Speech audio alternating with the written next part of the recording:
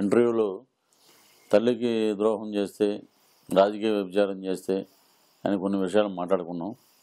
అది మాట్లాడి interview telecast అయ్యేలోపు మా వైఎస్ఆర్సీపీ పార్టీ నుంచి గెలిచిన నంద్యాల ఎంపీ ఎస్పీ రెడ్డి గారు ఆయన్ని ఎంత గౌరవించారంటే, ఆఖరికి జగన్మోహన్ రెడ్డి గారు కూడా వారిని పెద్ద ఆయన అనే పార్టీలో ఉన్న అందరూ చాలా గౌరవభావంతో చూసేవారు.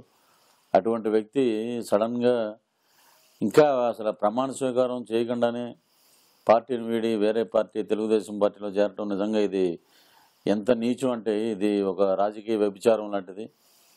తినే అన్నంలో ఉమ్మూసుకుని తినే అన్నంలో మట్టూసినటువంటి సంఘటనగా ఉంది ఇది. తల్లి రొమ్మును గుద్దినటువంటి వ్యక్తిగా మీరు చరిత్రలో నిలబడిపోతారు. మరలా మీరు రాజకీయ జీవితం ఈ రోజుతోటే మీ రాజకీయ జీవితం కూడా సమాధి ఏర్పడింది. మీరు టీవీ ముందుకు వచ్చి ప్రెస్కి నేను హార్డ్ కోర్ పొలిటీషియన్ కాదు, రాజకీయాలు నా ప్రవృత్తి మాత్రమే, నియోజకవర్గం అభివృద్ధి కోసం నేను పార్టీలోకి వెళ్ళానంటారు. నియోజకవర్గం అభివృద్ధి అనే కొత్త మాటలు కొత్త డైలాగులు పెట్టి మీరు చేసిన ఘోరమైన తప్పును కప్పిపుచ్చుకోవటానికి మీడియా సమక్షంలో మీరు ఇలాంటి మాటలు మాట్లాడటం, వయసులో పెద్దవారైనా మీకు ఇది తగదని చెప్పి వైఎస్ఆర్సీపీ పార్టీ కార్యకర్తగా మిమ్మల్ని నిలదీసి అడుగుతున్నాం. ఈ రాష్ట్రంలో ముఖ్యంగా మీకు ఓట్లు వేసినటువంటి నంద్యాల ప్రజలందరూ ఈరోజు నిజంగా అసలు మీరు ఇలా చేస్తారని కళలో కూడా ఊహించలేదు. చనిపోయినటువంటి శోభా నాగిరెడ్డి గారు కూడా మిమ్మల్ని పెద్ద ఆయనని పిలిచి చాలా గౌరవంగా చూసేవారు.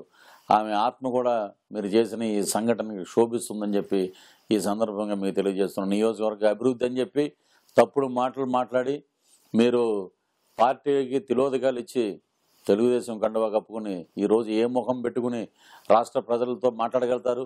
ఏ ముఖం పెట్టుకుని మీరు నియోజకవర్గానికి వెళ్ళగలుగుతారు? మీకు దమ్ముంటే రాజీనామా చేసి మరలా నిలబడండి. ఏ తెలుగుదేశం మీద మీరు పోటీ చేసి మీరు అటు వెళ్ళారో అదే తెలుగుదేశం పార్టీ టికెట్ తెచ్చుకుని మీరు నిలబడండి. మిమ్మల్ని ఘోరంగా ఓడిస్తారు నంద్యాల ప్రజలు, డిపాజిట్ లేకుండా చేస్తారని చెప్పి సందర్భంగా మీకు సవినయంగా తెలియజేస్తున్నాం. ఇంతవరకు మీరు ప్రమాణ స్వీకారం కూడా చేయకుండా చరిత్ర సృష్టించారు. ప్రపంచ చరిత్రలోనే ఒక రికార్డు సృష్టించారు. మీరు పార్లమెంట్ అభ్యర్థిగా కూడా మీరు ప్రమాణ స్వీకారం చేయకుండానే పార్టీ మార్చిన ఘనత ఉన్న చరిత్ర ఉన్న నాయకుడిగా మీరు చరిత్రలో అలా నిలబడిపోతారు. మీరు చేసిన ఇటువంటి తప్పిదం నిజంగా నంద్యాల ప్రజలందరూ ఒక కంట గమనిస్తున్నారు, రగిలిపోతున్నారు. అవమానం భారంతో అందరూ కుంగిపోయారు. ఇలా ఎందుకు చేశారని ఒక పార్టీ టికెట్ మీద గెలిచి మీరు తెలుగుదేశం పార్టీలోకి వెళ్ళటం అనేది నిజంగా ఇది ఒక తల్లి పాలు తాగి తల్లి రొమ్ము గుద్దినట్టు రాజకీయ వ్యభిచారం చేసినట్టే అని చెప్పి మీకు సందర్భంగా తెలియజేస్తున్నాను. మరలా ఇంకొక ఆమె కర్నూలు బుట్ట రేణుకు గారు అనుకుంటా, నేను పార్టీ నా నియోజకవర్గం ఏంటండి కొత్తగా ఇది నియోజకవర్గం అభ్యర్థి, మీకు సిగ్గు సయ్యములు లేవా? మీరు పార్టీ వైఎస్ఆర్సీపీ పార్టీ మీద గెలిచి మీరు ఏ మొహంతో పెట్టుకుని మిమ్మల్ని పార్టీ ఇంత మెజార్టీతో మిమ్మల్ని గెలిపించి మిమ్మల్ని నియోజకవర్గం నుంచి మిమ్మల్ని ఢిల్లీకి పంపిస్తే మీరు చెప్పే మాటలు ఇవే. మీ వెనకాల ప్రతాప్ రెడ్డి గారు అనే ఎమ్మెల్యే గారు కూడా మీ వెనకాల నిలబడి వెనక నిలబడి మీకు చెప్పడం, ఆ ప్రెస్ కాన్ఫరెన్స్లో మీకు కొన్ని మీకు సలహాలు వెనక నుంచి వాళ్ళు అందివ్వటం, ఇవన్నీ చూస్తున్నారు ప్రజలందరూ. నిజంగా ఇది సిగ్గుపడాల్సిన చర్య అని చెప్పి ఒక స్త్రీగా మీరు కూడా రాజకీయ విలువలు లేకుండా పైగా మళ్ళీ నీతి నిజాయితీ నియోజకవర్గం అభివృద్ధి అని మాట్లాడటానికి మీకు నోరు ఎలా వచ్చిందని చెప్పి సందర్భంగా మిమ్మల్ని అడుగుతున్నాం.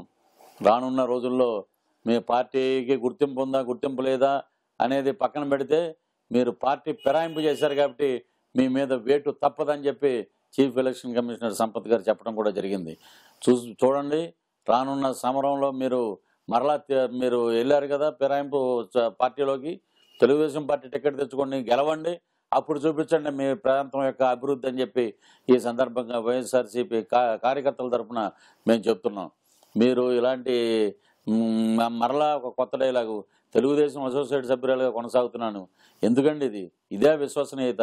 ఇదే మీరు చదువుకున్న చదువు చూపించినది? ఇదే మీరు నియోజకవర్గ ప్రజలకు ఇచ్చినటువంటి చెంపపెట్టు? ఇది ఒక హేయమైన పిరికితనమైనటువంటి చర్య.